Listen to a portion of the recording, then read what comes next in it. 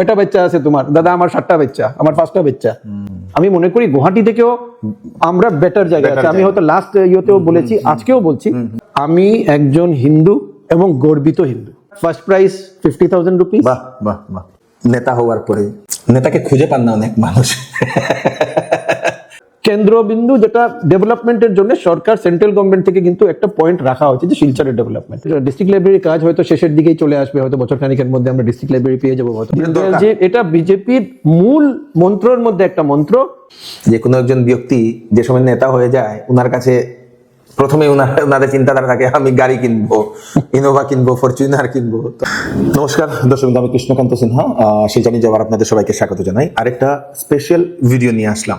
আমরা আমাদের শিলচরের বিশেষ একজন ব্যক্তিত্বের আজকে আবারও আরেকবার আমরা ইন্টারভিউ নিতে চলেছি, যিনি আমাদের শিলচরের বিরাট বড় একজন ব্যবসায়ী, একজন উদ্যোগপতি বলতে পারেন, বিরাট বড় একজন সমাজসেবী। বহু বছর ধরে উনি ব্যবসার সঙ্গে সঙ্গে সমাজসেবা করে আসছেন এবং এইবার উনি আমাদের শিলচরের যে 2026-এর যে আসামের যে বিধানসভা যেটা নির্বাচন হতে চলেছে, সেখানে উনি বিজেপি দলের উনি একজন প্রত্যাশী। বিজেপির একটা টিকিট পাওয়ার উনার খুব ইচ্ছা এবং উনি সেটার জন্য উনি উনার ফর্ম সবকিছু জমা করেছেন। আমাদের সঙ্গে আছেন আমাদের শিলচরের বিশিষ্ট সমাজসেবী, বিশিষ্ট ব্যবসায়ী, খুবই সুপরিচিত একজন ব্যক্তিত্ব, শ্রী বিবেক পোদ্দার স্যার। স্যার নমস্কার। নমস্কার। নমস্কার নমস্কার। তো কেমন আছেন? ভালো আছি। তো আজকে আপনার কাছে দ্বিতীয়বার আসার উদ্দেশ্য হচ্ছে, গতবারের যে আমাদের শিলচর নিউজের যে আপনার ইন্টারভিউটা, আমরা যে সময় পোস্ট করলাম, তো যারা আপনাকে চেনেন না, আপনার ব্যাকগ্রাউন্ড সম্বন্ধে জানেন না, সেই ভিডিওটা সম্পূর্ণভাবে আমরা বলে দেওয়ার পরে দেখা গেছে ইউথ, ছেলেরা মেয়েরা, ওনারা আপনাকে নিয়ে খুব ওনাদের ভিতরে একটা আশা জেগেছে যে আপনার মতো একজন ব্যক্তিত্ব যদি আমাদের শিলচরকে যদি নিয়ে নেয়, হাতে নিয়ে নেয়, তাহলে শিলচরের অনেক ভালো হবে বলে ওনারা এরকম মনে করে অনেকেই কমেন্ট করেছেন। হয়তো আমি যেটা মনে করেছি 500-র উপরে কমেন্ট শুধু আপনার সাপোর্টেই আছে। তো কি বলতে চান সেটা নিয়ে? মানুষকে ধন্যবাদ জানাই, সবাইকে ধন্যবাদ জানাই পজিটিভ কমেন্টসের জন্য। এবং ইউথ কথাটা আপনি বলেছেন, এরাই তো ভবিষ্যৎ, এবং ভবিষ্যৎকে সিকিউর করার কাজ আমরা মনে করি, আমরা যারা পলিটিক্সের দিকে চিন্তা করি, আমাদের সবার কাজ যে ভবিষ্যতে ছেলে মেয়েদের কিভাবে বেটার ফিউচার হতে পারে সেটা নিয়ে কাজ করেই তো আমাদের মেইন মুখ্য উদ্দেশ্য। প্রধানমন্ত্রীরও সেটাই মুখ্য উদ্দেশ্য, এবং আমাদের মাননীয় chief minister doctor Himanta Biswa Sarma, ওনারও সেটাও মুখ্য উদ্দেশ্য। সো আমি আশাবাদী যে আশা বা যে পজিটিভ কমেন্টস আছে সেটা ভবিষ্যতে হয়তো যদি সুযোগ পাই কাজ করে দেখাবার, তবে নিশ্চয়ই করে দেখাবো। তো যেটা আমরা দেখলাম, আপনি আপনার দলের কাছে গিয়ে আপনি সাবমিট করেছেন আপনার বায়োডাটা এইবারের ইয়ের জন্য। তো আপনি কত বছর ধরে আপনি বিজেপির সঙ্গে জড়িত আছেন? আমি বিজেপির সঙ্গে অনেক বছর থেকেই আছি। আমি প্রায় 15 বছর হতে চললো পার্টির সঙ্গে আমি নানানভাবে জড়িত আছি। এবং আমাদের যখন প্রধানমন্ত্রী নরেন্দ্র মোদী প্রধানমন্ত্রী হওয়ার আগে, যখন উনি গুজরাটের চিফ মিনিস্টার ছিলেন, আমি একবার গুজরাট গেছিলাম। সেখানে ওনার কাজ এবং ওনার ওয়ে অফ ওয়ার্কিং দেখে আমি প্রভাবিত হয়েছি। ডেভেলপমেন্ট দেখে, সিঙ্গেল উইন্ডো ইন্ডাস্ট্রির জন্য আমি প্রথমবার দেখলাম যে মুখে নয়, কাজে সিঙ্গেল উইন্ডো। 1 সপ্তাহের মধ্যে একটা ইন্ডাস্ট্রি ইয়েস নো নিয়ে, প্রত্যেকটা পারমিশন নিয়ে কাজ শুরু করে দেওয়ার মতো পরিবেশ ভারতে হয়তো প্রথমবার উনি গুজরাটে দেখিয়েছেন। স্পিড এবং ইন্টেনশন অফ ডুইং সামথিং, স্পিডের সঙ্গে ইন্টেনশন, যে আমি কাজটা করতে চাই এবং সময়ের মধ্যে করতে চাই। এই কাজটা আমরা দেখেছি গুজরাটে, সেটাতে আমি প্রভাবিত হয়েছিলাম। সেখান থেকে আমি ভেবেছি যে ভারতের উন্নতি হওয়ার জন্য এরকম মানুষই আমরা প্রধানমন্ত্রী চাই। আমার কথা হয়তো ভগবান শুনেছেন, আমরা প্রধানমন্ত্রীকে আজকে নরেন্দ্র মোদীজিকে আজকে প্রধানমন্ত্রী হিসাবে পেয়েছি। এবং ঠিক ওইভাবেই আমাদের মুখ্যমন্ত্রী একজন দক্ষ পলিটিশিয়ান, যার কোনো রেস্ট নেই, কন্টিনিউয়াসলি উনি মাঠে কাজ করছেন, সব জায়গায় যাচ্ছেন। কিভাবে উনি ম্যানেজ করেন ভগবান জানে, কিন্তু ঠিক মোদিজির মানে ভক্ত হিসেবেই আমরা বলতে পারি, যেভাবে মোদিজি দিন রাত কাজ করেন, আমাদের মুখ্যমন্ত্রী ডক্টর হিমন্ত বিশ্ব শর্মাও ঠিক একইভাবে কিন্তু কাজ করে যাচ্ছে।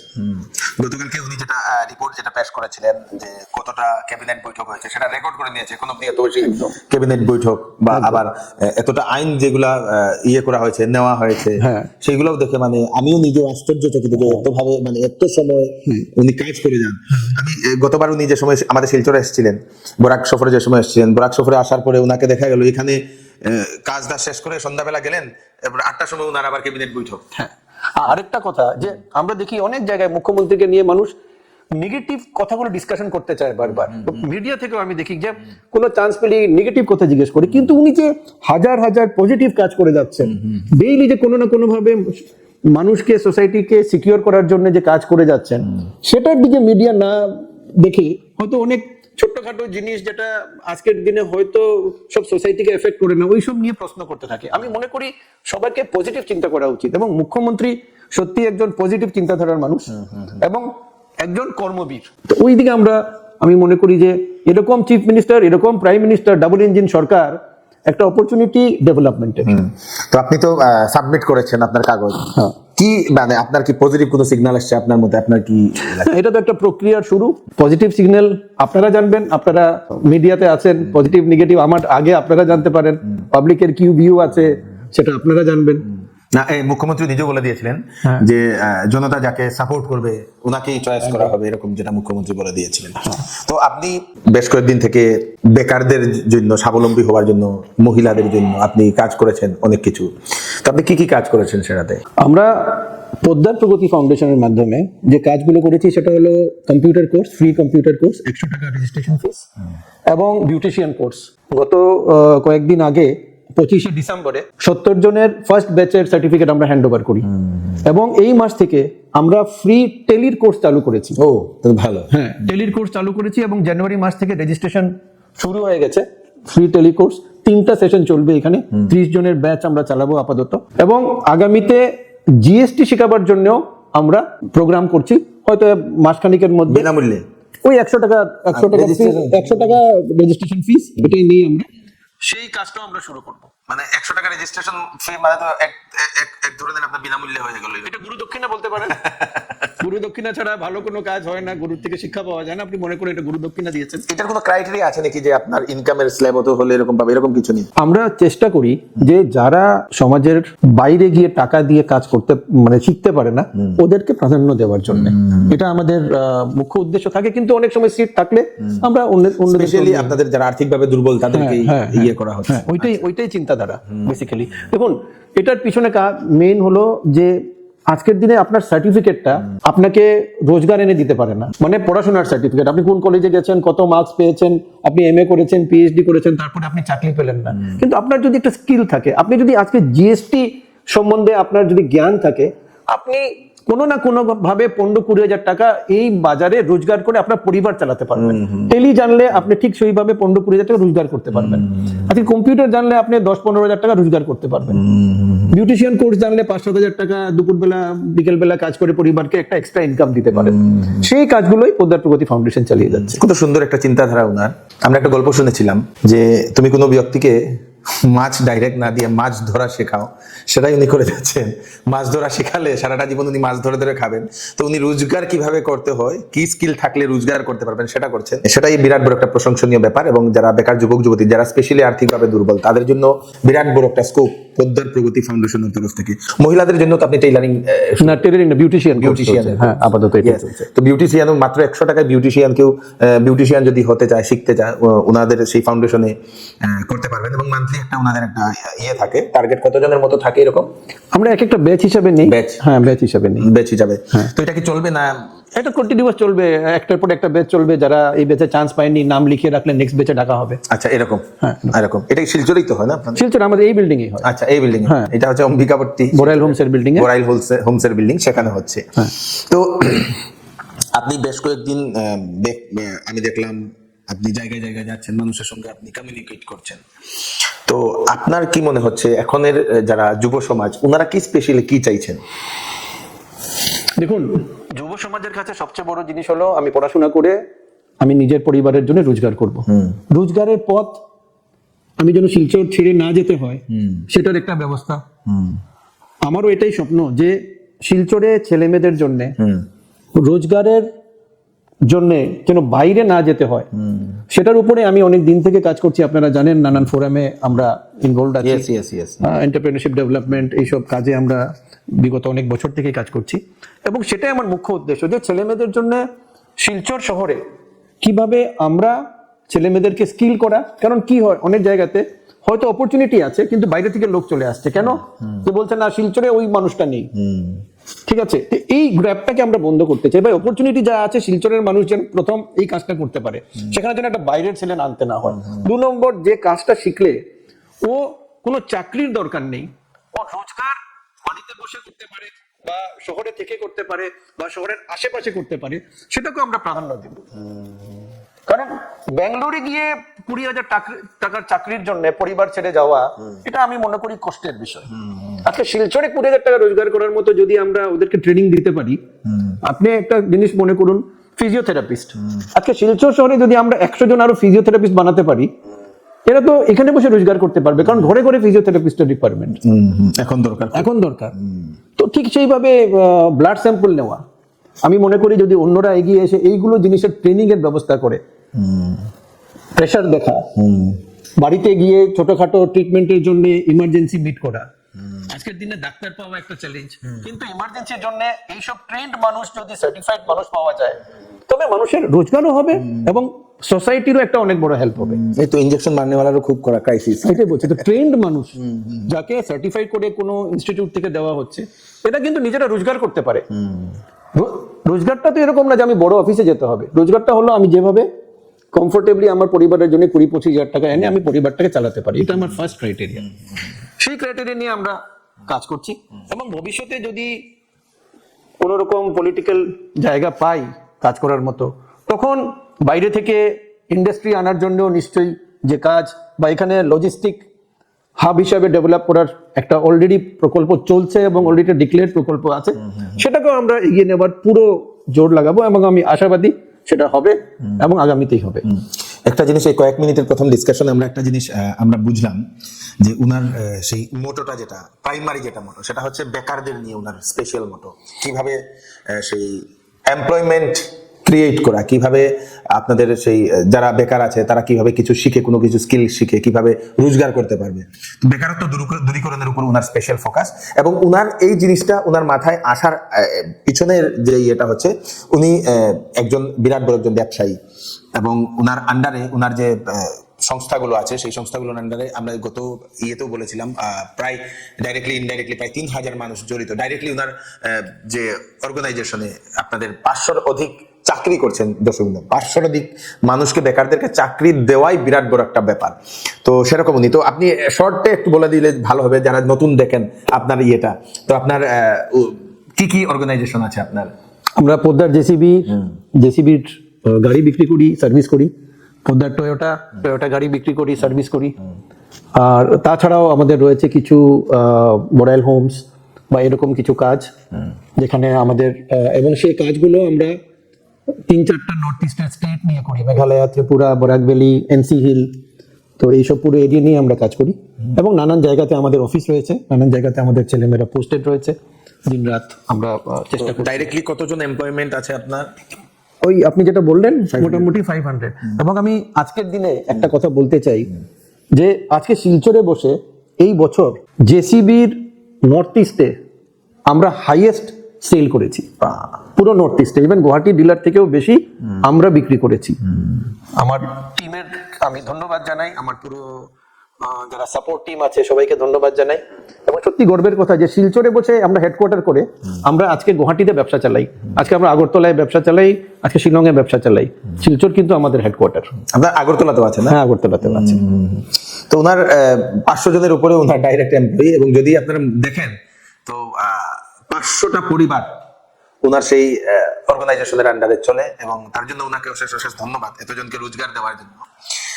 তো এখন হচ্ছে আপনি আমরা যদিটা রাখছি, যদি আপনার টিকিট পেয়ে যান, এখন এমন একটা ইয়ে চলছে আবহাওয়া যে টিকিট পেলেই তো, বিজেপি টিকিট পেলেই তো জিতে যাবেন। তো যদি জিতেন তো আপনার প্রাইমারি কাজ কি থাকবে, কি করতে চাইছেন আপনি প্রথম? দেখুন, আমি প্রাইমারি কাজের মধ্যে 5টা এরিয়াকে আমি বেছে নিয়েছি, যেটা আমি মনে করি। দেখুন, প্রত্যেকটা কাজ বিজেপির একটা নিজের প্রক্রিয়া থাকে এবং বিজেপির কিছু ডেভেলপমেন্ট ওয়ার্ক অলরেডি চলছে। যেই আজকে দায়িত্বে থাকুক না থাকুক, সরকারের কিছু কাজ অলরেডি দেওয়া আছে, সেগুলো চলছে অলরেডি। কিন্তু আমার পার্টিকুলারলি ফোকাস থাকবে ইউথের এমপ্লয়মেন্ট, 1 নম্বর। 2 নম্বর, তার চেয়েও বেশি যেটা জরুরি আমি মনে করি, যে প্রত্যেকটা মানুষ সত্যি সত্যি খাবার জল ঠিক মতো বাড়িতে পৌঁছাচ্ছে কিনা, সেটাকেও আমি মনে করি একটা ড্রিঙ্কিং ওয়াটার, যেন ভালো ক্লিন ড্রিঙ্কিং ওয়াটার আমরা পাই। শহরের বিরাট বড় একটা সমস্যা কিন্তু এটা। আমি জানি না সমস্যা, কিন্তু আমি মনে করি যে প্রত্যেকটা মানুষের ভালো জল পাওয়ার অধিকার আছে। এবং প্রত্যেকটা মানুষের আজকের দিনে সরকার যে সুবিধাগুলো দিয়েছে, সেটাকে সঠিকভাবে আমরা যদি ঠিক মতো নিতে পারি, তাহলে হয়তো অনেক প্রবলেম আমাদের সলভ হয়ে যাবে। এইগুলো সরকারের যেই প্রক্রিয়া আছে, সেগুলোকে এগিয়ে নিয়ে যাওয়ার কাজ করব।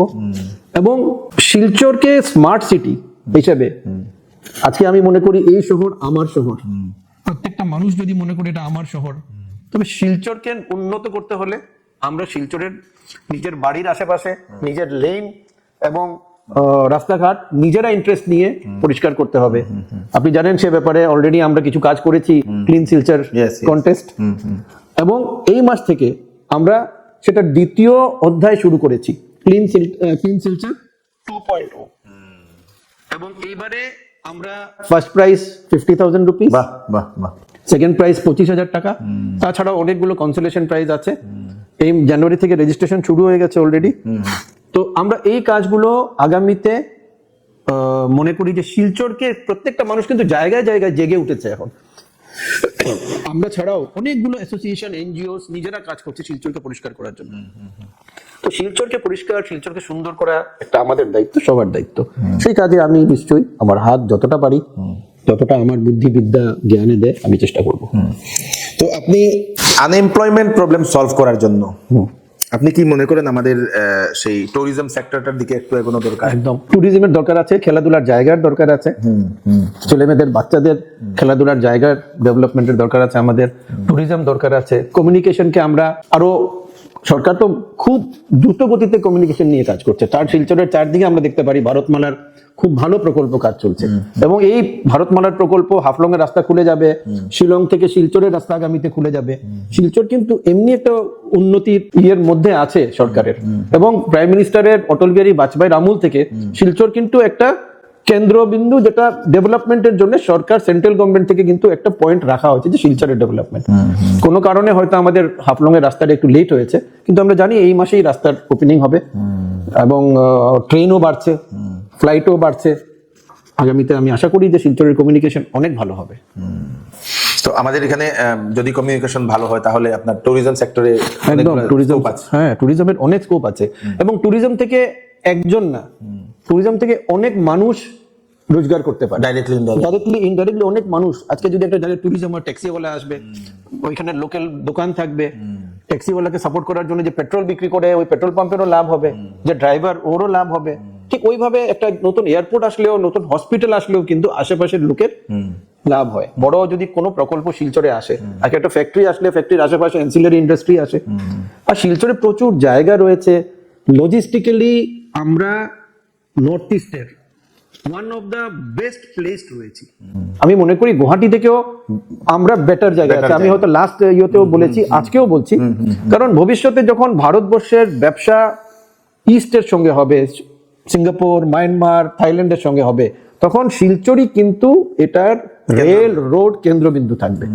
এবং তার জন্য লজিস্টিক ডেভেলপমেন্টের কাজ গভর্নমেন্ট অলরেডি করছে, লজিস্টিক পার্ক ডেভেলপমেন্টের কাজ চলছে। এবং ভবিষ্যতে সেটা রেজাল্ট আমরা দেখব। প্রচুর চাকরি শিলচরে এই রাস্তা থেকেই বের হবে, এই কাজগুলো থেকেই বের হবে। মানে গভর্নমেন্ট অফ ইন্ডিয়া যেভাবে ডেভেলপমেন্ট প্রজেক্ট গুলা করছে, সেটাতে মানে বেশি আর দূরে নয় এরকম লাগছে আমাদের। একদম একদম, আমরা তো দেখতে পাচ্ছি চোখের সামনে রাস্তাঘাট বড় হচ্ছে। যেভাবে মানে আমি জীবনে প্রথমবার এরকম রাস্তা এত স্পিডে কাজ হতে দেখা গেছে। এটা বিরাট বড় একটা, এটা সবারও মানা দরকার এবং সবাই এটা সেটাও মানেন, আমরা জানি। তো এর আগেও আমি প্রশ্ন করেছিলাম, এটা আমার না জনতার একটা প্রশ্ন থাকে যে কোনো একজন ব্যক্তি যে সময় নেতা হয়ে যায়, ওনার কাছে প্রথমে ওনাদের চিন্তাধারা থাকে আমি গাড়ি কিনবো, ইনোভা কিনবো, ফরচুনার কিনবো। তো আর এরকম আপনার কোনো স্বপ্ন আছে নাকি? আজকেও বলছি ফরচুনার অনেক বছর থেকে চালাচ্ছি, ফরচুনার বিক্রিও করি। আর ঘর বাড়ি আছে, ছেলে মেয়েদের খাওয়ার রোজগারের ব্যবস্থা আছে, পড়াশোনা করে নিজেরাও মানুষ হয়েছে মনে করি, বয়স কম এখনো, নিজেরাই কাজ করছে এখনো। তো ওইখানে বা আমার মিসেসেরও নিজের প্রতিষ্ঠান আছে, কেউ কার কাছে হাত পাতিয়ে টাকা নেওয়ার দরকার হয় না। কিন্তু সেটা থেকে বড় কথা হলো যে আমি আজকে সোশ্যাল সার্ভিস বা পার্টির জন্য কাজ করতে চাই, এটা উদ্দেশ্য নিয়ে যে আমার যেটা দরকার সেটা হয়তো হয়ে গেছে, বাকি যতটা ভগবান দিন দিয়েছেন সেটা হয়তো মানুষের কাজে নিজেকে লাগাবার যদি অপরচুনিটি পাই সেটাতে লাগাবার জন্যই আমি নিজেকে ভাবছি। আচ্ছা, তো জেনারেলি সাধারণ মানুষের এটা একটা প্রশ্ন থাকে যে নেতা হওয়ার আগে পরে ওনারা নিজের আগে তহবিল বানান, যেটাকে বলা হয় সাধারণ ভাষাতে। তো তহবিল ওনার অলরেডি আছে। কারণ 500 জন বেকারকে চাকরি দেওয়া মানে বিরাট বড় একটা বিজনেস এম্পায়ার। তো তার জন্যই একজন যদি পারফেক্ট ক্যান্ডিডেট মনে করেন, তো আমি মনে করি উনিও একজন পারফেক্ট ক্যান্ডিডেট। কারণ ওনার নিজের কোনো কিছু চিন্তা তখন থাকবে না, সমাজসেবা নিয়ে চিন্তা সবসময় থাকবে, মানুষের উন্নতি নিয়ে চিন্তা সবসময় থাকবে, এরকম আমিও মনে করি। এবং আপনারা কি মনে করছেন সেটা আপনারা জানাবেন, যদি কোনো প্রশ্ন থাকে সেটাও কমেন্টে জানাবেন, নেক্সটও আবার আসবো ওনাকে নিয়ে। তো আমরা আমাদের ভারতবর্ষের শ্রী মাননীয় প্রধানমন্ত্রী শ্রী নরেন্দ্র মোদী মহোদয়কে দেখি, উনি দিন রাত্র কাজ করে যান। ওনার একটা স্লোগান থাকে, না খাউঙ্গা না খানে দুঙ্গা। তো আপনি এটাকে কি সাপোর্ট করেন? আমি নিজেও যখন কাজ করি ঠিক ওইটা নিয়ে মাথায় কাজ করি যে না কোনো আমি অ্যাডভান্টেজ নেব কোনো গভর্নমেন্ট অফিসার থেকে বা কোনো কাজ থেকে, আর আমিও নিজে এমন কোনো কাজ করব না যে সরকারি কোনো লোক এসে আমাকে আঙ্গুল দেখাতে পারে। এটা আমার নীতি সবসময়, সবাই জানে যে আমি যে কাজে হাত দেই আমি প্রথমে এটা বলে দিই যে ভাই আমার গভর্নমেন্টের যা রুলস রেগুলেশন আছে সেটাকে মেনে কাজ করতে হবে। আমি যদি কম্প্রোমাইজ করতে না রাজি থাকি তবে আরেকজন আমার কাছে হাত পাততেও তো চিন্তা করবে। আমি যদি শর্টকাটের রাস্তা খুঁজি তবে আরেকজন হাত পাতবে। আর আমি যে আমার নিজের জীবনের এটাই, আমার অফিসে যারা কাজ করে ওদেরকে জিজ্ঞেস করলে আপনি জানতে পারবেন, আমি সবসময় এটা স্ট্রিক্টলি মেনটেন করি যে ভাই সরকারি যা ডিউস, সরকারি যা কাজ, সরকারি যা নিয়ম সেটা 100% মানতে হবে, সেখানে কোনো কম্প্রোমাইজ আমরা করতে পারবো না। বাহ, এটা তো খুব ভালো। হ্যাঁ, এটা খুব ভালো। এবং পোদ্দার গ্রুপের এটা আপনি আমার ব্যাংকিং নর্মস নিয়ে আপনি যদি আমার ব্যাংকের সঙ্গে কথা বলেন বা জিএসটির সঙ্গে কথা বলেন, আপনি দেখবেন যে আমরা সব সময় সরকারি রুলস বা যা আমাদের দায়িত্ব আছে সেটা সবসময় মেনে চলি আমরা। আমি আশা করব যদি আমি পাওয়ারে থাকি বা আমার যদি সেই ভগবান আমাকে কোনোদিন এরকম দেন, আমি সবাইকে এটাই বলবো যে শর্টকাটের রাস্তায় গিয়ে আমরাই তো রাস্তা খুলে দিই দেবার। চাইবে তখন যখন আমি দেবার জন্য হাত বাড়াবো, আমি যদি হাতটাই বন্ধ করে বলি ভাই নাই আমি আমারটা পুরো করবো, তবে আরেকজন চাইবার তো প্রশ্নই ওঠে না। আর মোদীর যে সরকারে আর হেমন্ত জি বিশ্ব সরকারে এইসবের কোনো রাস্তাই নেই যদি আমি সঠিক থাকি, আমাকে ঠিক থাকতে হবে। মানে উনি বিরাট বড় একটা প্রশ্নের উনি একটা উত্তর দিয়েছেন, যেটা আপনাদের প্রশ্ন দর্শকবৃন্দ। তো শিলচর শহরটাকে যদি দেখেন, তো এখন আমাদের শিলচর শহরটাকে স্মার্ট সিটি করার যে আপনি চিন্তাধারা করেছেন, কি করবেন স্মার্ট সিটি যদি করতে চান? প্রথমে কি স্টেপ নেবেন যে স্মার্ট সিটি করার জন্য? দেখুন, স্মার্ট সিটির সবচেয়ে বড় জিনিস হলো শিলচরের আবর্জনা, শিলচরকে পরিষ্কার রাখা, আবর্জনা সরানো, মানুষকে ইনভলভ করা। দেখুন, এটা খালি সরকারের কাজ না, মানুষের কাজ। মানুষ যখন নিজে থেকে ইনভলভ হয়ে যাবে, স্কুল কলেজ বাড়ি হাউস ওয়াইফ যখন ইনভলভ হয়ে যাবে, শিলচরকে পরিষ্কার রাখা এমন কোনো বড় ব্যাপার না। হ্যাঁ, সরকারি তরফ থেকে নোংরা বের করার জন্য কিভাবে অ্যারেঞ্জমেন্ট করা, রিসাইকেল কিভাবে করা, এইসব কাজ, লেটেস্ট টেকনোলজি কি আছে সেটাকে কাজে লাগানো। আজকে নানান জায়গাতে লেটেস্ট টেকনোলজি ইউজ করে সকালে ঘুম থেকে ওঠার আগে শহর পরিষ্কার হয়ে যায়। ঠিক আছে, বিজনেস এরিয়াতে হয়তো অনেক জায়গাতে নোংরা ফেলতে হয় কারণ অল্টারনেটিভ আজকের দিনে হয়তো ঠিক মতো হয়নি ওইখানে, সেগুলোকে একটু স্পিড আপ করার কাজ। এবং আমি মনে করি প্রত্যেকটা মানুষ চায় যে আমার এনভায়রনমেন্ট, আমার বাড়ির আশেপাশে, আমার দোকানের আশেপাশে পরিষ্কার হোক। এরকম কোনো মানুষ নেই সমাজে যে চায় না সেটা। সেই ওর কি কস্ট অফ ক্লিনিং ওইটাকেও দেখতে হবে, আর ওইটাকে কিভাবে কুইকলি করা যায়। একটা জায়গা পরিষ্কার রাখতে গেলে আপনাকে যে জিনিসটা দরকার সবচেয়ে বড়, ওই মানুষটার সঙ্গে বসে কথা বলে একটা রাস্তা বের করা, কিভাবে সেটাকে করা যায়। প্রত্যেকেরই একটা গ্রুপ আছে, বিজনেসম্যানদের একটা গ্রুপ আছে, একটা কোনো ইউনিয়ন আছে বা কোনো একটা অর্গানাইজেশন আছে, এরা সবাই মিলে যদি আমরা চাই শিলচর পরিষ্কার করব, শিলচর অনেক পরিষ্কার হয়েছে আগে থেকে, সেটাও সত্যি, শিলচর আগে থেকে অনেক অনেক পরিষ্কার হয়েছে। আগে নোংরা পড়ে থাকতো সেন্ট্রাল রোডে, আমরা দেখতাম, সেটা আজকে আমরা দেখতে পারি। হসপিটাল রোডে পড়ে থাকতো, সেটা আমরা দেখতে পারি না, সেটা সরকার অলরেডি কাজ করেছে, মিউনিসিপ্যালিটি সেটা নিয়ে অলরেডি কাজ করেছে।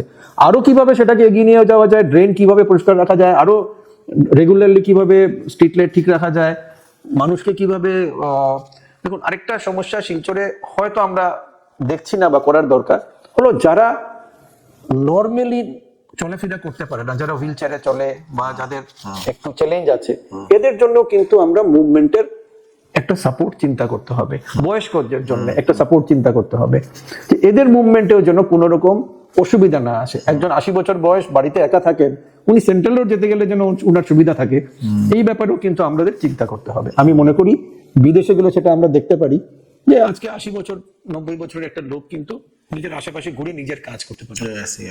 এই প্রকল্পটা আমরা আগামীতে ভাবতে হবে এবং করতে হবে সেটা, কারণ সমাজের আমরা যারাই আছি, আমাদের মা বাবা দাদু দিদার জন্য এটা কিন্তু আমরা দায়বদ্ধ। আচ্ছা, মহিলাদের জন্য কি চিন্তা করেছেন? মহিলাদের অনেক ধরনের ডিমান্ড থাকে, মহিলাদের জন্য আপনি কি চিন্তা করেছেন? দেখুন, মহিলারা যেরকম আমরা বিউটিশিয়ান কোর্স করেছি, ঠিক সেভাবে অন্য কোনো রোজগারের পথ, সেলফ হেল্প গ্রুপ বা ওদেরকে অন্যভাবে যদি এডুকেট করা যায়, যেখানে ওদের কাছে অনেক টাইম থাকে, অনেক অনেক বাড়িতে যেখানে ছেলেমেয়েরা কাজে চলে যায়, স্কুলে কলেজে চলে যায়, এই টাইমগুলোকে যদি ওরা কোনোভাবে রোজগারের দিকে ইউজ করতে পারে, তবে আমরা ভবিষ্যতে এই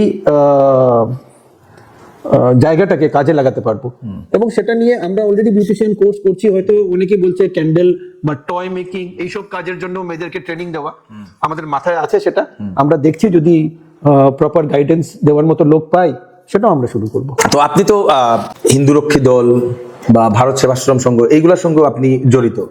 তো অনেকের একটা প্রশ্ন থাকে যে বিজেপি হিন্দুত্ববাদী একটা আইডিওলজি নিয়ে চলে, এটাতে আপনার মতামতটা কি? কৃষ্ণকান্ত দা, আমি একজন হিন্দু এবং গর্বিত হিন্দু, এটা বলতে আমার কোনো দ্বিধাবোধ নেই। আমি গর্ব সহিত বলি আমি একজন হিন্দু এবং সনাতন ধর্মে আমি বিশ্বাস রাখি। হিন্দুত্বর মানে এটা না যে হিন্দুত্বর নাম শুনলেই আমরা অ্যান্টি সেকুলার হয়ে গেছি। সনাতন ধর্ম এমন একটা ধর্ম যেখানে সবাইকে নিয়ে কিন্তু সনাতন ধর্ম। আজকে জৈন ধর্ম, বুদ্ধিজম সবই কিন্তু সনাতন ধর্ম থেকেই জন্ম নিয়েছে। আজকে শিখ ধর্ম, আমরা কিন্তু সব মিলেই সনাতন ধর্মের রাস্তা চলি আমরা। তো হিন্দু হওয়ার আমার কোনো কম্প্রোমাইজের কথা না, এটা আমার গর্বের কথা। এবং আমি পৃথিবীর মধ্যে এমন একটা জায়গা, আজকে ভারতবর্ষ, যেখানে পৃথিবীর সব লোক হিন্দুদের এখানে জায়গা আছে এবং থাকবে, সেটা আমরা জানি এবং বিশ্বাস করি। হিন্দুত্বর আজকের দিনে এরকম কোনো শব্দ না যেটা মানুষ ভাববে যে আমি হিন্দু বললে আমার কোনো নেগেটিভ কথা। আমি হিন্দু, আমি গর্বিত, এবং পৃথিবীর সব হিন্দুর জন্য কিন্তু ভারতবর্ষ আজকে আমি জানি সবাইকে, যেখানে যে শরণার্থী থাকবে, হিন্দু শরণার্থী, সবাইকে জায়গা দেওয়া হবে। সেটা আমাদের অমিত শাহজিও বলেছেন, প্রধানমন্ত্রীও বলেছেন, আর আমরা বিশ্বাস রাখি এটাই ভবিষ্যতের সামনে পুরো পৃথিবীর হিন্দুকে জায়গা দেওয়ার জন্য ভারতবর্ষই কিন্তু রাস্তা দেখাতে হবে।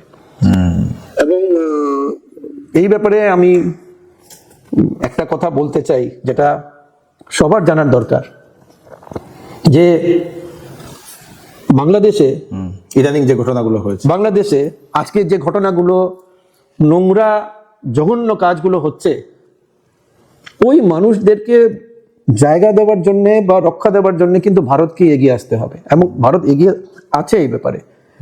এবং 20 বছর আগে একটা ডাটা আপনাদের জানা উচিত যে 20 বছর আগে বাংলাদেশের হিন্দু পপুলেশন 19% ছিল, আজকে সেটা 3%-এ দাঁড়িয়েছে।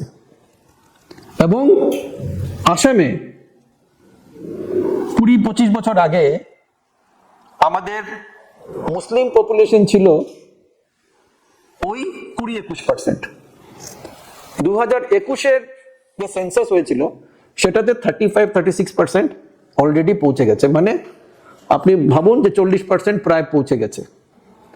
আগামী 25-এর যদি রেজাল্ট বেরোয় সেটা হয়তো আরো 5-7% বাড়বে। তো আমার ছেলে আগামী 20 বছর পরে সেটা কি আপনি চান সেটা 60% হয়ে যাক বা 50% হয়ে যাক?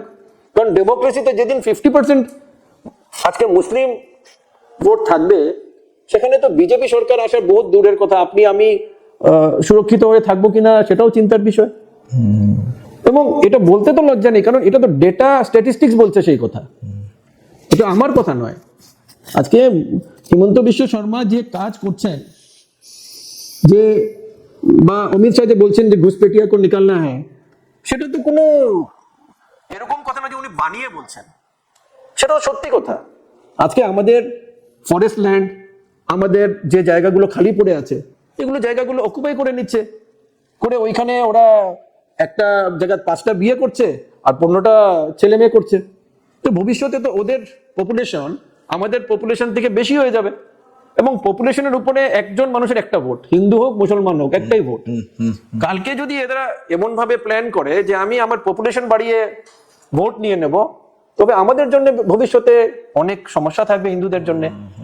এবং সেটাকে বন্ধ করার জন্য যে মুখ্যমন্ত্রীর কাজ বা আজকে অমিত শাহজির কাজ, সেটাকে আমি মন থেকে ধন্যবাদ জানাই। এবং আমি জানি সেটাই আমাদের ভবিষ্যৎকে বাঁচিয়ে রাখতে গেলে আমরা সবাই সেটাকে মেনে নিয়ে এগিয়ে আসতে হবে, সেই কারেকশন করার দরকার পড়ে। আপনি কি মনে করছেন আমাদের এখানে যে পপুলেশনটা বেড়েছে, সেটা কি বাংলাদেশ থেকে আগ্রাসনের কারণে বেড়েছে, না এখান থেকেই পপুলেশন বেড়েছে? আপনার কি মনে হচ্ছে? দেখুন, দুটোই আছে। আচ্ছা, দুটোই আছে। বাংলাদেশ থেকে এসছে আমরা জানি, ধরা পড়ছে কাগজ নেই, বিনা কাগজে ঢুকে এখানে কাগজ বানাচ্ছে, সেটাও আমরা জানি। এবং এখানে যারা আছে, এখানের পপুলেশন প্যাটার্নটা কি আছে সেটাও একটা ফ্যাক্টর। তো এটা তো আমরা চোখেই দেখতে পারি, কোনো দিকে কোনো এরিয়াতে গেলে আমরা দেখি যে ভাই কয়টা বাচ্চা আছে তোমার? দাদা আমার 7টা বাচ্চা, আমার 5টা বাচ্চা।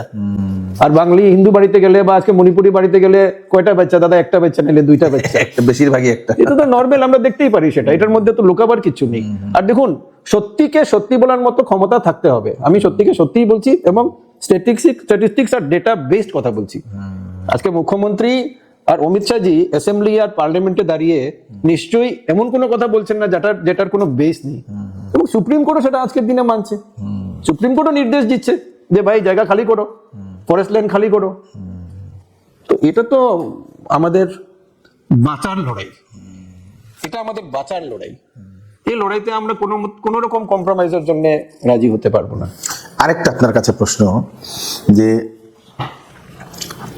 আমাদের শিলচরের মধ্যে ডিএসএ একটা আছে, যেটা আমাদের ন্যাশনাল লেভেল, আমরা স্টেট লেভেলও খেলা গেম দেখিনি।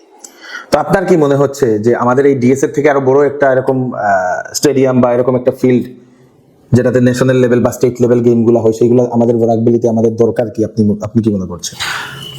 কৃষ্ণকান্ত দা, আপনি জানেন আমি ক্রীড়া ভারতীর প্রেসিডেন্ট ছিলাম অনেক বছর, খেলাধুলার সঙ্গে আমি জড়িত ছিলেন। টেনিস ক্লাবেরও আমি সেক্রেটারি ছিলাম অনেক বছর। খেলাধুলার জায়গা আমাদেরকে প্রচুর বানাতে হবে, ছোট বড় যেখানে যেভাবে সুবিধা আছে সেইগুলো বানাতে হবে, এবং ছেলে মেয়েদেরকে ফিট রাখা। এবং খেলাধুলাটা খালি কিন্তু স্বাস্থ্যের জন্য নয়, আমাদের ভবিষ্যতের জন্য। ছেলেমেয়েরা যদি খেলাধুলার জায়গা না পায় তবে করবে কি? এমন কোনো কাজ করবে, সে কম্পিউটার নিয়ে বসবে, নাহলে ওর মোবাইল নিয়ে বসবে, নাহলে এমন কোনো কাজ করবে যেটা হয়তো ওর শরীরের জন্য বা সোসাইটির জন্য ভালো না। তো আমরা সেই জায়গাগুলোকে আজকে ডেভেলপ করাটা একদম আর্জেন্টলি, এবং অ্যাক্রস বরাকবেলি, খালি শিলচর নয়, পুরো বরাকবেলিতে আমাদের এই কাজ করতে হবে। আপনি দিল্লির মতো জায়গায় দেখবেন প্রত্যেকটা এরিয়ার মধ্যে পার্ক আছে, চণ্ডীগড়ে গেলে প্রত্যেকটা এরিয়ায় পার্ক আছে, কলকাতায় প্রত্যেকটা এরিয়ার মধ্যে আপনি দেখবেন পার্ক আছে। তো সাঁতার দেওয়ার জায়গা, দৌড়াবার জায়গা, ফুটবল খেলার জায়গা, হকি খেলার জায়গা, সেগুলো আমাদেরকে বানাতেই হবে। এবং সেটা আমরা দায়বদ্ধ, যারাই আমরা যে পার্টিরই হোক, ছেলে মেয়েদেরকে জায়গা দেওয়া, সুস্থ রাখা, আমরা সবাই দায়বদ্ধ।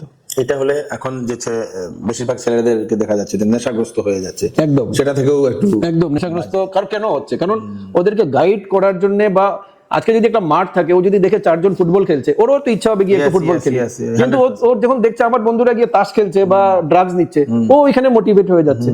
সেই কারেকশন আমরা করতে পারবো। এবং খেলাধুলাকে উন্নতি, দেখুন পৃথিবীতে আজকে যদি প্রধানমন্ত্রীর লাস্ট মন কি বাত আপনি শুনেন, আপনি দেখবেন যে উনি বেশিরভাগ সময় শুরু করেন খেলাধুলা নিয়ে। কি হবে, কোন জায়গায় আমরা কি প্রাইজ পেয়েছি, কোনখানে কি অ্যাওয়ার্ড পেয়েছি, সেটা নিয়ে উনি শুরু করেন। কিন্তু প্রত্যেকটা মন কি বাতে বেশিরভাগই উনি কিন্তু ইউথ ডেভেলপমেন্ট, ইউথ স্পোর্টস ওই আমরা রিসেন্ট যতগুলো প্রাইজ পেয়েছি সবগুলো কিন্তু উনি বারবার দৌড়াতে থাকেন, এবং প্রধানমন্ত্রী ফিট ইন্ডিয়ার সবচেয়ে বড় আজকে আইকন বলতে পারেন। তো আরেকটা প্রশ্ন, যারা গান বাজনা নিয়ে যারা থাকে বা আমাদের এখানের যারা ইউথ যারা সিনেমাতে কাজ করতে চায়, তো আমাদের এখানে এরকম কোনো ধরনের ইন্ডাস্ট্রি নেই বা কোনো ধরনের একটা হল নেই। যদি আমি একটা সিনেমা বানালাম, আমাদের এখানে গিয়ে একটা হলে আমি দেখাবো। ইদানিং আমাদের হাইলাকান্দির একটা ছেলে একটা সিনেমা বানিয়েছিল মামুনের চিঠি বলে, ও বানিয়ে তো নিয়েছে, কিন্তু ও কোন জায়গাতে কোন হলে গিয়ে দেখাবে, সেটাই বিরাট বড় একটা সমস্যা হয়ে গেছে। যে আমরা করতে তো চাই এরকম কিছু, কিন্তু আমরা দেখাবার জন্য আমরা সুযোগ পাই না। এটা নিয়ে কি চিন্তাধারা আপনার কাছে? আমি এটা দেখুন, খালি এটা না, হয়তো আমাদের আর্ট আর ভিজুয়াল আর্ট ডেভেলপমেন্টের জন্য, কালচার ডেভেলপমেন্টের জন্য আমাদের এখানে ট্যালেন্ট প্রচুর, ট্যালেন্টের অভাব নেই, কিন্তু ওদেরকে ট্যালেন্ট ডিসপ্লে করার জন্য যে সুবিধাটা, সেটা আমার কাছে অলরেডি নানান জায়গা থেকে রিকোয়েস্ট আছে, এবং আমি নানান অর্গানাইজেশনের সঙ্গে জড়িত আছি, ডাইরেক্টলি ইনডাইরেক্টলি হয়তো মেম্বার না হয়ে। এবং আমি মনে করি যেটা আমার প্রধান কাজের মধ্যে এটাও থাকবে, যদি ভবিষ্যতে সুযোগ পাই, যে আর্ট কালচারকে জায়গা দেওয়ার জন্য প্রপার স্টেডিয়াম, মিউজিয়াম বা ডিসপ্লে করার জন্য জায়গা আমাদেরকে নিশ্চয়ই বানাতে হবে। কারণ সব মানুষ কিন্তু খালি চাকরি আর অফিসে গেলে হবে না। কেউ আজকে আর্ট করে, ওর আর্ট দিয়ে ওকে খাওয়ার মতো জায়গা, সুবিধা, গাইডেন্স, এই প্রত্যেকটা জিনিস কিন্তু এগিয়ে আনতে হবে। এটা একটা সিস্টেমেটিক ডেভেলপমেন্টের দরকার, একটা প্ল্যানের দরকার। আমি আগেও বলেছি, আমি আমার আগের ভিডিওতে হয়তো আপনার আছে কিনা মনে আছে, যে যাই করব একটা 25 বছর 50 বছর প্ল্যান নিয়ে আমরা ডেভেলপমেন্ট করব, সঙ্গে প্রত্যেকটা সমাজের সবাইকে নিয়ে এগোতে হবে। দীনদয়ালজির উপাধ্যায়জির যে সবচেয়ে বড় মন্ত্র, সেটা হলো লাস্ট মাইল আমাদের ইমপ্রুভমেন্ট, উন্নতি পৌঁছাতে হবে। দীনদয়ালজি, এটা বিজেপির মূল মন্ত্রের মধ্যে একটা মন্ত্র, যে লাস্ট মাইল আমাদের উন্নতি পৌঁছাতে হবে, এবং সেটার জন্য আমরা কোনো সমাজের কাউকে বাদ দিতে পারবো না। হয়তো সে আজকে নিজে হাঁটতে পারে না, ও হুইল চেয়ারে আছে, ওর জন্য কিন্তু আমাকে চিন্তা করতে হবে। কেউ চোখে দেখে না, ওর জন্য কিন্তু আমাদের চিন্তা করতে হবে। সমাজের ইনকামের স্ল্যাব ছাড়াও বাকি আমি যে বললাম বয়স্কদের, ওদের জন্য চিন্তা করতে হবে। সমাজ কিন্তু সবাই মিলে, সবার উন্নতি সমাজের উন্নতি। আজকে আমরা বরাকবলিতে লক্ষ্য করি যে কালচারাল দিক দিয়ে কেউ যদি ভালো গান গায়, কেউ যদি ভালো ডান্স করতে পারে, আমাদেরকে ইয়া তো বোম্বে ইয়া তো কলকাতায় আমরা যেতে হয়, কিন্তু সেখানে একটা লবিবাজি থাকে, সেটাতে গিয়ে আমাদের বরাকের মানুষেরা চান্স পায় না। এরকম অনেক মানুষের কাছ থেকে আমরা শুনতে পাই। আপনি দেখতেও পেয়েছেন আমাদের যিনি দেবজিৎ সাহা, যিনি সারেগামাপাতে যিনি বিজয়ী হয়েছিলেন, ওনার ট্যালেন্ট থেকেও উনি এখন বোম্বেতে বা কলকাতায় উনি সেখানে সেইগুলো ইন্ডাস্ট্রিতেই করেন। তো আমাদের এখানে যদি বাংলা ভাষায় যদি আমরা বলি, কলকাতার পরে আমাদের বরাকবলি হচ্ছে সেকেন্ড লার্জেস্ট বাংলা স্পিকিং আমাদের সারা ভারতবর্ষে। তো আমাদের এখানে এত 3টা ডিস্ট্রিক্ট হয়ে এত বড় হয়ে আমাদের এখানে এরকম স্কোপ আমরা পাই না। অনেক মানুষের একটা প্রশ্ন থাকে সেইগুলাতে আর কি। তো সেরকম কালচারাল দিক দিয়ে ডেভেলপমেন্ট করলেও আমার মনে হচ্ছে কৃষ্ণদা আজকে বাঙালি না, খালি বাঙালি, বাগানের ঝুমুর বা বাগানের কিন্তু অনেকগুলো কালচার আছে, কিছু সাউথ ইন্ডিয়া বেসড, কিছু ঝাড়খণ্ড বেসড, কিছু ওয়েস্ট বেঙ্গল বেসড, এদের কালচার, আপনার মণিপুরীদের কালচার, নেপালিদের কালচার, কাছারিদের কালচার, ডিমাসাদের কালচার, কিছু নাগা রয়েছে, কিছু খাসি রয়েছে, এদের কালচার, মিসিং সম্প্রদায় আছে। সবার কালচার নিয়ে কিন্তু আমাদের কাজ করতে হবে। আর আমরা কিন্তু ভারতবর্ষ কিন্তু এরকম একটা দেশ যেখানে প্রত্যেক 50 কিলোমিটারে একটা নতুন ভাষা আর একটা নতুন ড্রেসও হয়তো দেখতে পারি আমরা। তো সবাইকে নিয়ে কাজ করলে কিন্তু ভারতবর্ষ বা আমার শিলচর এগোতে পারবে। আমি মনে করি সেই স্বপ্ন সবার আছে, সুযোগ পেলে আমরা ওইভাবেই কাজ করব। এই ভিডিওর মাধ্যমে আমাদের যদি সরকারি যারা লোক দেখেন, আপনি হয়তো পৌঁছালে ভালো হয়, যে আমাদের শিলচরের মধ্যে এমন একটা হল দরকার, সিনেমা হল, যেটাতে 300 থেকে 200, 300 বা 500 যদি সিট ক্যাপাসিটি থাকে, কম খরচে যদি সিনেমাগুলো, লোকাল সিনেমাগুলো যেগুলো বানানো হয় সেগুলো যদি পরিদর্শন করা যায়, তাহলে আমি মনে করি এখানে একটা ভালো একটা ইন্ডাস্ট্রি হবে, বেকারদের একটা। আমাদের ডিস্ট্রিক্ট লাইব্রেরি কাজ হয়তো শেষের দিকেই চলে আসবে, হয়তো বছর খানিকের মধ্যে আমরা ডিস্ট্রিক্ট লাইব্রেরি পেয়ে যাবো, হয়তো তার আগেই পেয়ে যাবো। সেখানে হয়তো আমরা এই আপনি যেটা বলছেন কিছুটা সমাধান হয়তো হবে, কারণ এখানে অনেক বড় জায়গা আছে, এবং স্ক্রিনিং এর জন্য হয়তো বেটার ব্যবস্থা থাকে, যদিও থাকে কম খরচে, সেটা বললাম একদম সেটাই একটা বিরাট বড়। নিশ্চয়ই যে আমরা তো আমাদের বড় বড় যে ইয়েগুলো আছে সেগুলো তো অনেক টাকা, 40,000 টাকা, 50,000 টাকা এরকম থাকে, 30,000 টাকা। তো সেটা না করে এমন একটা যদি সিস্টেম করে দিলে, তো আমি মনে হয় আমাদের এখানে আরেকটা ইন্ডাস্ট্রি, এটা দরকার আছে, দরকার এরকম আর কি। কোনো একজন ব্যক্তি জিতার পরে মানুষ ওনার কাছে যেতে ভয় পায়, উনি যদি কোনো ভুল করেন সেটা নিয়ে প্রশ্ন করতে ভয় পায়, তো আপনি সেটা দেবেন কি দেবেন না সেটাও আর একটা প্রশ্ন। আমি জনতার জন্য যদি কাজ করি, তবে জনতা আমাকে 100 বার 100টা প্রশ্ন করার অধিকার রাখে। এবং আমার অফিসেও যখন আমি কাজ করি, আমি টিমকে নিয়ে কাজ করি। টিমের মধ্যে যারাই বসে আমার মিটিংয়ে, সবাই কিন্তু প্রশ্ন করার রাইট থাকে, ছোট বড় জুনিয়র সিনিয়র সবাই প্রশ্ন করার রাইট থাকে। এবং আমাকে যতটা আপনারা চেনেন, আমি মনে করি যে transparency is the best way forward, এবং সেটাই আমার আজকে অবধি কাজের রাস্তা ছিল, ভবিষ্যতে সেটাই থাকবে। আর একটা জিনিস, যে নেতা হওয়ার পরে নেতাকে খুঁজে পান না অনেক মানুষ, সেটা কি বলতে চান? এটা থাকে আর কি, যে আমি যে সময় ভোট চাবো, ভোট যে সময় আসবে, ভোটের আগে আমি গলিয়ে গলিয়ে যাব, ভোট চাওয়ার আগে আর, কিন্তু ভোট শেষ হওয়ার পর সেই গলিতে আর ওনারা পা রাখেন না, সেটা কি আপনি করবেন? সেটা আরেকবার বলে দিন। দেখুন, এটা কালকে ভোট পাওয়ার পরে আমার যে কাজ থাকবে, সে কাজটাকে সম্পূর্ণ করার পুরো প্রক্রিয়া 100 বার চলবে। এবং সঙ্গে আমি এটাও বলি, মানুষ দেখা করার জন্যে, দেখুন মানুষ কি চায়, মানুষ চায় এমএলএর কাছে বা এমপির কাছে বা যে কোনো কেউ কাছে গিয়ে দেখা করার গিয়ে। এটা ভুল ধারণা যে আমরা দেখা করি না। আজকে আমি ভুরি ভুরি এক্সাম্পল আছে এখানে, যে দিন রাত মানুষকে অ্যাপয়েন্টমেন্ট দিচ্ছেন। এটা মানুষের হয়তো কোনোখানে যদি কোনো অসুবিধা থাকে, আমি তো বড়াগলিতে দেখতে পারি যে বড় বড় নেতারা ফোনও ধরছেন, আনসারও দিচ্ছেন, দেখাও করছেন, সবকিছুই করছেন, কিন্তু সেখানে কেন গ্যাপ আছে আমি জানি না, কিন্তু সেরকম আমি দেখি না। কিন্তু আমি তো মোটামুটি সব পলিটিশিয়ানদের সঙ্গেই চলি, স্পেশালি বিজেপির যারা আছে, সবাই কিন্তু মানুষকে রেসপন্ড করেন, মানুষের সঙ্গেই থাকেন। আজকের দিনে বিজেপিতে কাউরি ক্ষমতা নেই যে মানুষের সঙ্গে চলাফেরা না করে পার্টি করবে বা নেতৃত্ব দেবে, সেটা পসিবল না বিজেপির সিস্টেমে। কিন্তু হ্যাঁ, সেটাকে আরো কি করে মানুষের জন্য ইজি করা যায়, কারণ হয়তো একটা সময় আছে যখন আপনি আমার সঙ্গে দেখা করতে চান, আমি মিটিং এ আছি, তখন আপনি ঘুরে যাবেন। তো আপনাকে অ্যাকোমোডেট করার জন্য কিছু না কিছু রাস্তা বা কিছু না কিছু সলিউশন দেওয়ার মতো হয়তো কিছু জায়গার দরকার। আমি আপনার কথাটা বুঝতে পেরেছি, এবং আমি এটা অ্যাসুরেন্স দিচ্ছি যে যদি এরকম আমার পরিস্থিতি থাকে, তো মানুষ যেন ঘুরে না যায়, মানুষ যেন যে কথাটা বলতে আসছে সেটা যেন বলতে পারে, আমাকেই হোক বা আমাকে পৌঁছাবার মতো কোনো মানুষের কাছে হোক, সেটার ব্যবস্থা আমি নিশ্চয়ই রাখবো। বাহ, খুব সুন্দর একটা উনি উত্তর দিয়েছেন। তো এই উত্তরটা আপনাদের কেমন লাগলো সেটাও আপনারা কমেন্টে নিশ্চয়ই জানাবেন। তো আপনাকে বেস্ট উইশেস আমরা চাই, এবং আমাদের শিলচরের জনগণ ওনারা চাচ্ছেন যে আপনাদের মতো একজন এরকম দূরদর্শী থাকা একজন ব্যক্তি আমাদের শিলচরের যদি জনগণের যদি কাজের জন্য লাগেন, তাহলে জনগণের উন্নতি হবে, ভালো হবে, বেকারত্ব দূরই হবে।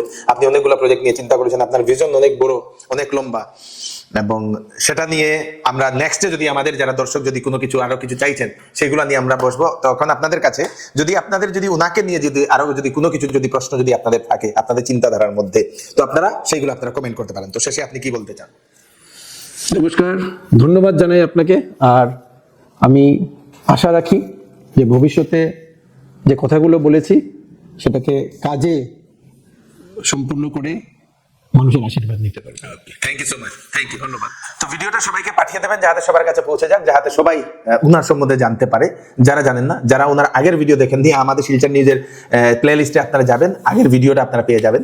তো ভিডিওটা সবাইকে পাঠিয়ে দেবেন যাতে সবার কাছে পৌঁছে যাক, যাতে সবাই আরো বেশি বেশি করে উনার সম্বন্ধে জানতে পারে। আপনারা কি উনাকে একজন ক্যান্ডিডেট হিসাবে আপনারা কি চাইছেন, সেটা আপনার কমেন্টে নিশ্চয়ই জানাবেন। আমি কৃষ্ণকান্ত সিনহা, আবার নতুন একটি ভিডিও নিয়ে আসবো। ততক্ষণ আপনারা সুস্থ থাকবেন, সেফ থাকবেন। ধন্যবাদ, থ্যাংক ইউ, ধন্যবাদ, নমস্কার।